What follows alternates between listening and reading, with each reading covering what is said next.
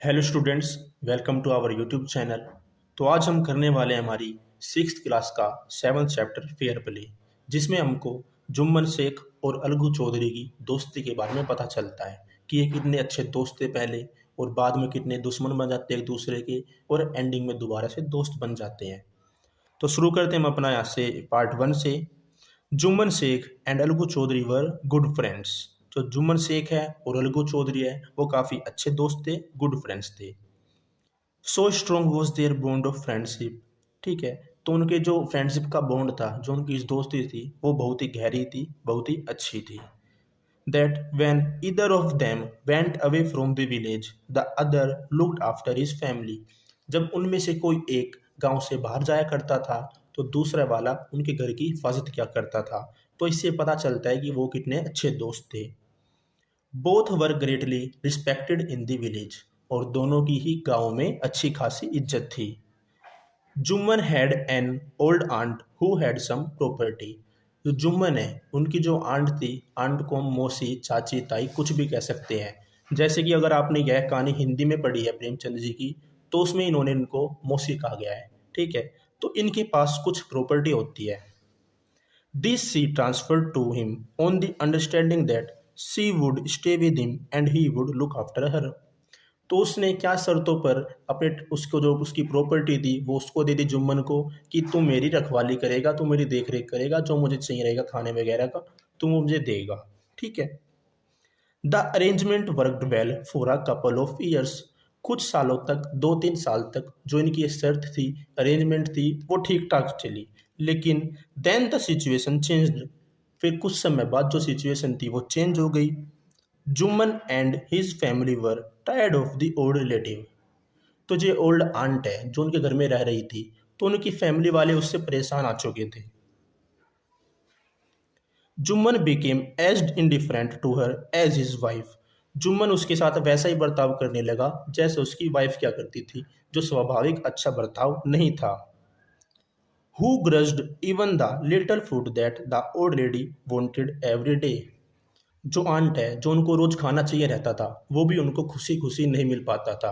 वो भी इनको वो काफ़ी कोस कोस के बड़े ही अनहपेली दिया करते थे। She swallowed these insults along with her food for a few months। swallow का मतलब होता है कुछ भी चीज़ सटकना, जैसे हम पानी पीते हैं, खाना खाते हैं, सटकते हैं, वही चीज़ होता है swallow करना। तो उसने जो वो खाना था कुछ समय तक तो ऐसे ही सटका, उसके बिल्कुल इंसल्ट के साथ उसकी इतनी इंसल्ट क्या करते थे वो लोग। But patience has its limits. But कोई भी अगर कितना भी है, कितना सहन कर लेगा, हर चीज़ की लिमिट होती है। तो उसकी जो लिमिट थी, एक दिन पानी सर से ऊपर चला गया। ये देखिए फोटो में जो ये बीच में खड़ा है ये जुम्मन है, जो जुम्मन के पीछे खड़ी है वो उनकी वाइफ है, और जो ये फ्रंट में खड़ी है ये कौन है, इनकी आंट है। One day she spoke to Jumman, my son it is now obvious that I am not wanted in your house. तो एक दिन उसने क्या जुम्मन से बात की, जुम्मन मेरे बेटे, मुझे पता चल चुका है कि तुम नहीं चाहते कि मैं तुम्हारे घर में रहूं। Kindly give me a monthly allowance so that I can set up a separate kitchen. तो उसकी आंटी ने उससे क्या बोला जुम्मन से कि जुम्मन मेरे बेटे, मुझे क्या करे अगर तू हर मंथ है ना, एवरी मंथ मुझे कुछ अलाउंस दिया कर, मतलब कि कुछ पैसे दे दिया कर, जिससे कि मैं अपना एक सेपरेट किचन बना लूँ। जो किचन होता है आपका रसोई घर, वो अलग से बनाना चाह रही थी।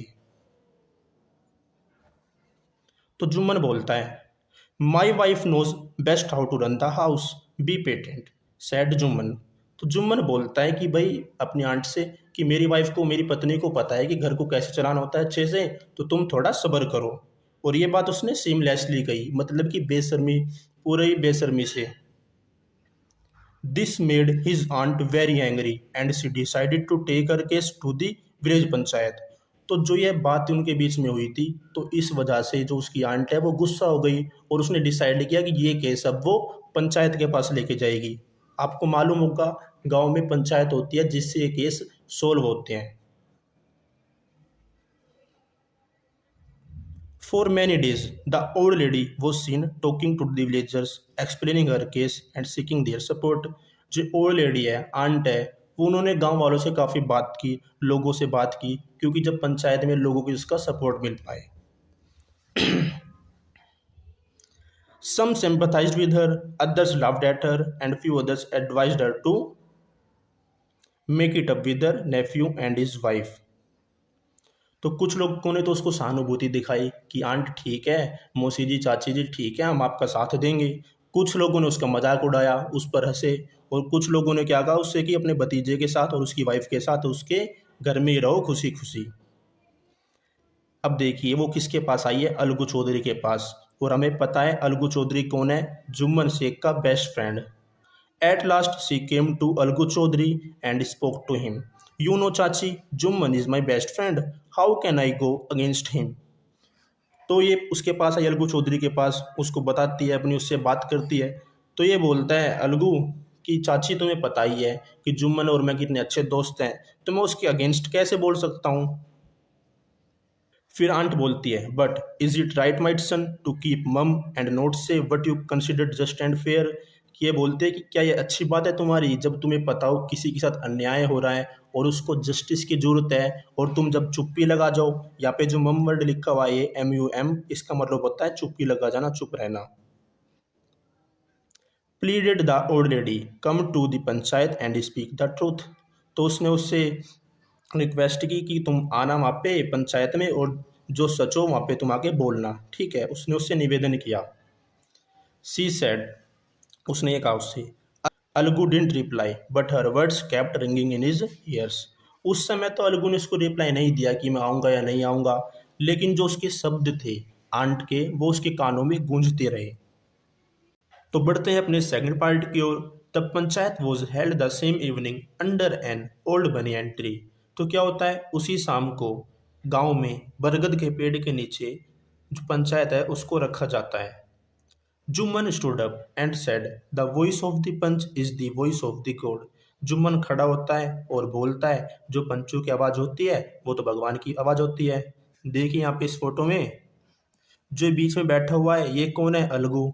जो यहाँ पे ये लेफ्ट में खड़ा हुआ है ये कौन है, जुम्मन। और जो राइट में खड़ी हुई है यहाँ पे ये ऑलरेडी ये इनकी आंट है। तो देखिए, let my aunt nominate the head panch. तो बोलता है कि जो मेरी आंट है इन्हीं को ही नोमिनेट करने दो पंच को, हेड पंच जो है, और मैं इन्हीं के डिसीजन से एग्री करूंगा। आई will abide by her decision. Abide का मतलब होता है कि एग्री करना, एक्सेप्ट करना, जो भी सामने वाला डिसीजन लेगा। The punch knows neither friend nor enemy. What do you say to Algu Chaudhary? The old lady announced. तो ओल्ड लेडी क्या बोलती है कि मुझे पता है कि जो पंच होते हैं ना ही उनका कोई दोस्त होता है, ना ही कोई एनिमी होता है, ना ही कोई दुश्मन होता है। तो क्या बोलते हो अलगू चौधरी के बारे में। तो ये सवाल करती है किससे, जुम्मन से। जुम्मन बोलता है फाइन रिप्लाइड, ठीक है। Jumman hiding is joy and over is unexpected piece of luck. तो वो जो अपने अंदर की खुशी होता है ना वो छुपाता है। क्यों? क्योंकि उसको पता होता है जो अलगू चौधरी है वो तो उसका बेस्ट फ्रेंड है और वो उसके खिलाफ तो बोलने नहीं वाला। तो अनएक्सपेक्टेड पीस ऑफ लक, उसने उम्मीद भी नहीं की थी कि जो उसका लक है वो उसका इतना साथ देगा। तो अलगू बोलता है, Chachi you are aware of my friendship with Jumman. Said Algu. Algu बोल रहा है कि चाची तुम्हें पता है ना कि मैं और अलगू, ओ मैं और जो जुम्मन है वो कितने अच्छे फ्रेंड है, तो तुम उसके बाद भी मुझे चूज कर रही हो। तो आंट बोलती है, I know that, replied the aunt, but I also know that you will not kill your conscience for the sake of friendship. बोलती है मुझे पता है कि तुम अच्छे दोस्त हो, लेकिन मुझे यह भी पता है कि तुम अपनी अंतरात्मा को नहीं मारोगे, जो अंदर की आवाज़ होती है, एक दोस्ती को बचाने के लिए। God lives in the heart of the panch. जो पंच होते हैं उनके दिल में भगवान निवास करते हैं। And his voice is the voice of God. और जो उनकी आवाज़ होती है, वॉइस होती है, वो किसकी होती है, भगवान की होती है। And the old lady explained her case. तो जो आंट होती है वो अपना केस बताती है कि उसके साथ क्या क्या हुआ है। Jumman said Algu, you and I are old friends, your aunt is as dear to me as you. तो अलगू बोलता है जुम्मन से, जुम्मन भाई देखो तुम्हें पता है कि हम काफ़ी पुराने दोस्त हैं, और जो तुम्हारी मौसी है, जो तुम्हारी आंट है, और तुम मेरे लिए तो दोनों ही बराबर हो। ना I am a punch,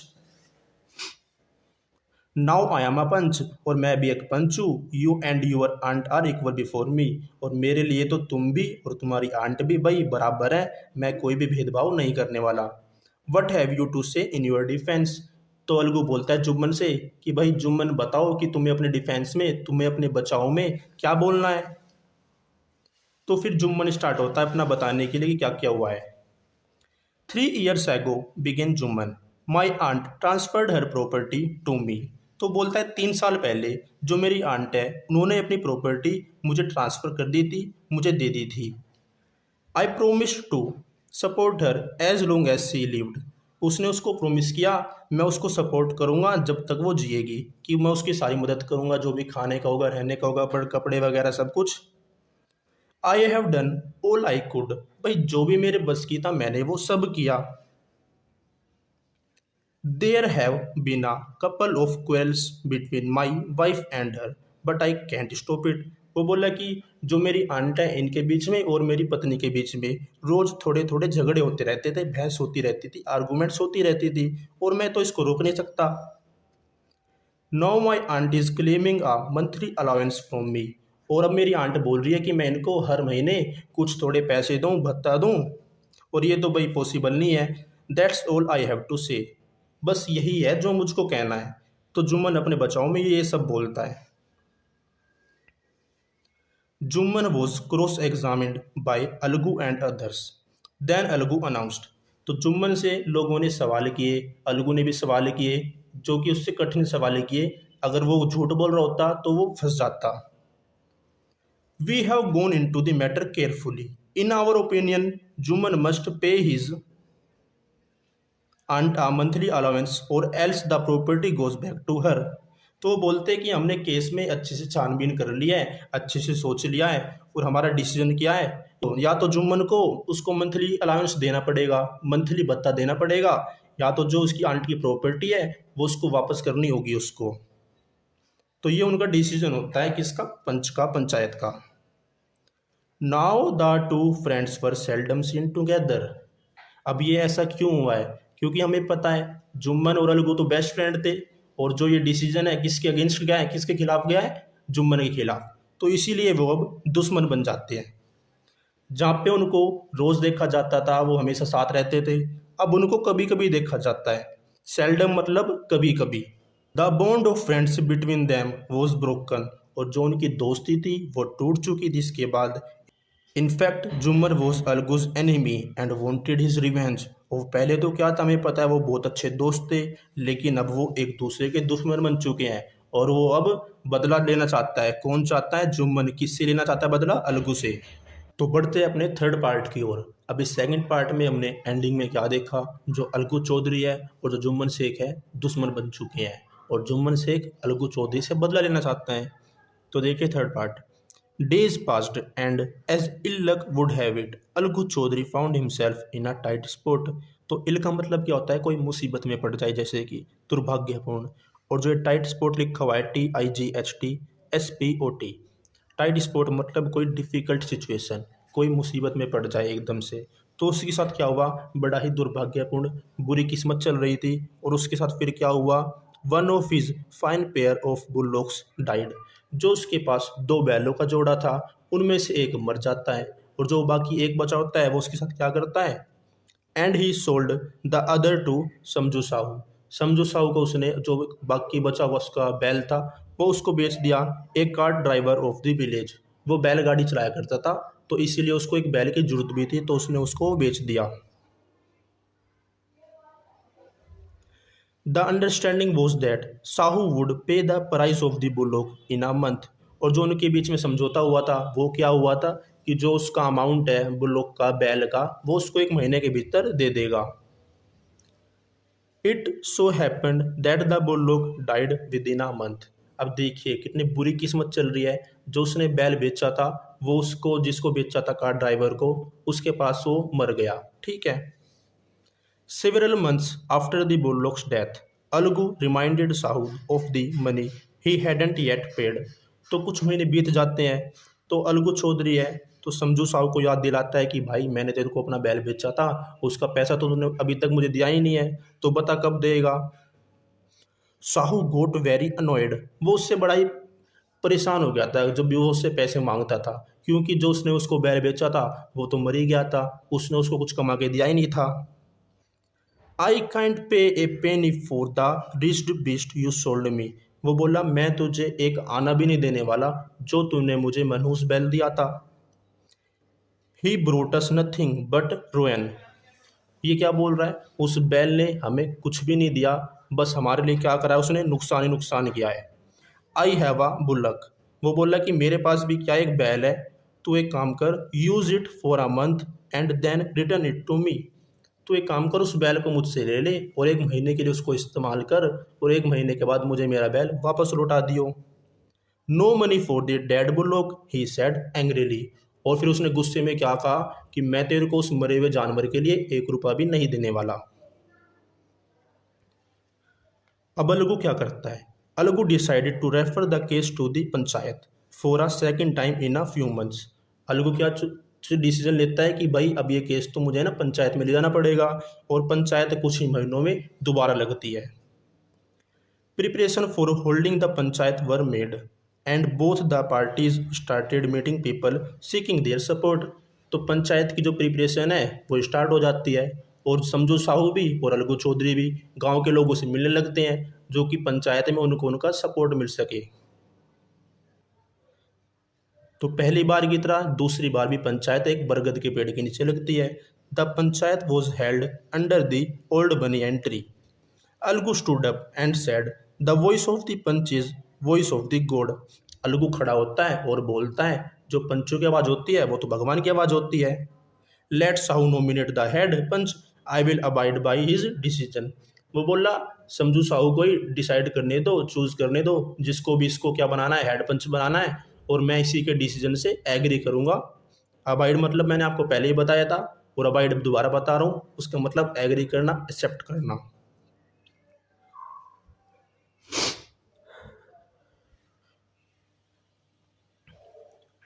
Sahu saw his chance and proposed the name of Jumman. Algu's heart sank and he turned pale. But what could he do? अब समझू साहू ने तो अपना चांस मौका मिलते ही साथ किसको बना दिया, जुम्मन को अपना हेड पंच बना दिया। ठीक है, और ये देखने के बाद अलगू का मुंह तो पीला पड़ गया और उसका दिल धड़कने लग गया।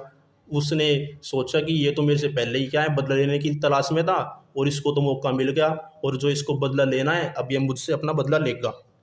वो बोलता है कि अब मैं कर ही क्या सकता हूँ, लेकिन इसमें यह तो मेरी किस्मत ही है, बुरा टाइम चल रहा है। The moment Jumman became head panch he realized his responsibility as जज and the dignity of his office.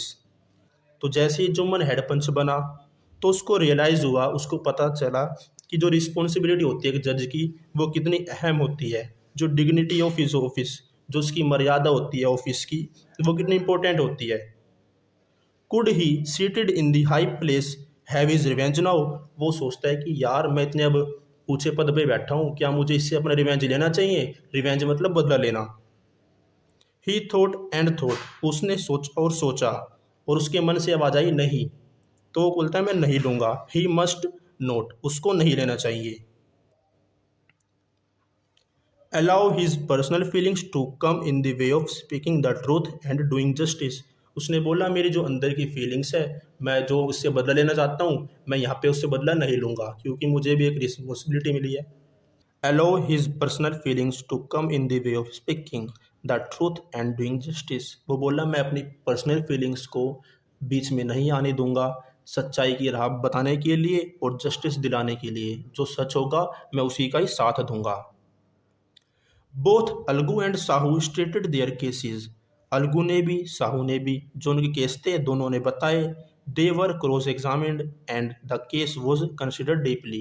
तो उन्होंने अपने अपने जो केस थे वो बताए और उनसे क्रॉस एग्जामिन्ड भी हुई, क्रॉस क्वेश्चन भी पूछे। अगर कोई भी उन दोनों में से झूठ बोल रहा होता तो उन्होंने क्वेश्चन पूछे तो वो फंस जाता, घबरा जाता। ठीक है, और उन्होंने वो केस काफ़ी डीपली देखा, गहराई से देखा। Then Juman stood up and announced, "It is our opinion that Sahu should pay Algu the price of the bullock." तो ये खड़ा होता है जुम्मन और बोलता है कि भाई जो साहू है उसको अलगू को पैसे देना चाहिए बुल्लोक के बदले में। It suffered from no disability or disease, the death of the bullock was unfortunate. तो वो बोला जिस टाइम उसने उसने बेचा था उसको बैल, उस टाइम उसमें ना ही कोई डिसेबिलिटी थी, ना ही कोई उसके हाथ पैर टूटे हुए थे, और ना ही कोई डिजीज थी, ना ही कोई बीमारी थी। जो उसकी मौत थी वो बड़ी ही दुर्भाग्यपूर्ण थी, बड़ी ही बुरी किस्मत थी जो मर गया। But Algu can not be blamed for it, और अलगू की तो इसमें कोई गलती है ही नहीं, क्योंकि उसने तो अपना बैल बेच दिया था उसको। उस टाइम तो वो ठीक था क्योंकि। तो यह क्या थी, जो वहाँ पे पंचायत थी उनकी थोट थी, उन्होंने बता दिया कि भाई ये निर्णय है, ये इनका डिसीजन है। He stood up and said loudly over and over again. तो ये कौन है, अलगू है। अलगू खड़ा होता है और बार बार बोलता है, क्या बोलता है, विक्ट्री टू दी पंचायत, की पंचायत की जीत हुई। दिस इज जस्टिस, यह न्याय है। God lives in the voice of the panch, और पंचों की जो वॉइस है उसमें तो भगवान निवास करते हैं।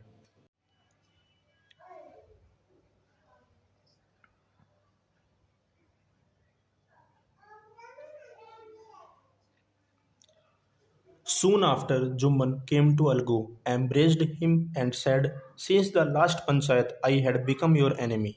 तो क्या है, कुछ समय बाद जुम्मन आता है अलगू के पास और उसे अपने गले लगाता है और उससे बोलता है, यार जब से लास्ट पंचायत हुई थी मैं तो तेरा दुश्मन ही बन गया था, लेकिन today I realized what it mean to be a panch. लेकिन आज मुझे एहसास हुआ कि यार एक पंच बनना कितनी बड़ी रिस्पॉन्सिबिलिटी होती है, क्या मतलब होता है एक पंच बनने का। A panch has no friend nor enemy, बोलता है एक पंच का ना ही कोई दोस्त होता है और ना ही कोई दुश्मन होता है। ही नोज ओनली जस्टिस, उसको बस यह पता होता है कि न्याय। Let no one deviate from the path of justice, वो बोलता है कि जो सच्चाई का रास्ता होता है, न्याय का रास्ता होता है, उस पे से किसी को भटकना नहीं चाहिए। एंड ट्रूथ फॉर फ्रेंडशिप और एनमिटी, एक दोस्ती के लिए और शत्रुता के लिए, या शत्रुता मतलब दुश्मन के लिए, किसी को भी इस पे से भटकना नहीं चाहिए कि अपना दोस्त है तो दोस्त का साथ दे दिया, अगर दुश्मन है तो उसके खिलाफ बोल दिया। ऐसा नहीं होता है। जो पंचायत होती है, पंच होता है, वो हमेशा सच का साथ देता है। Algu embraced his friend and wept, Algu ने उसे गले लगाया और रोने लगा। And his tears washed away all the दर्द, और उसके आंसुओं ने जितने भी उनके गिले शिकवे थे, पीछे वो दुश्मन बन गए थे, वो सब धो दिए। ऑफ मिसअंडरस्टैंडिंग बिटवीन देम, जो उनके बीच में मिसअंडरस्टैंडिंग थी वो सारी सोल्व हो गई थी, और फिर वो दोबारा से अच्छे दोस्त बन गए थे। तो देखिए कितना अच्छी एंडिंग है इसकी। और जो इसके लेखक है वो कौन है, राइटर प्रेमचंद है। तो हमने इससे क्या सीखा, हमने यही सीखा कि जब भी हमें कोई निर्णय लेना हो, हमें बस ये देखना चाहिए सच क्या है, हमेशा सच्चाई की ही जीत होती है, सत्यमेव जयते। अगर आपको हमारा वीडियो अच्छा लगा हो तो लाइक करना, जो आपका ओपिनियन हो वो कमेंट में बताना हमको कि हमारा ये ओपिनियन है। और अगर आप चाहते हो तो अपने दोस्तों के साथ शेयर भी कर सकते हो जो आपके फ्रेंड्स 6th क्लास में है। तो यह था हमारा आज का वीडियो, आई होप आपको अच्छा लगा होगा। Bye bye.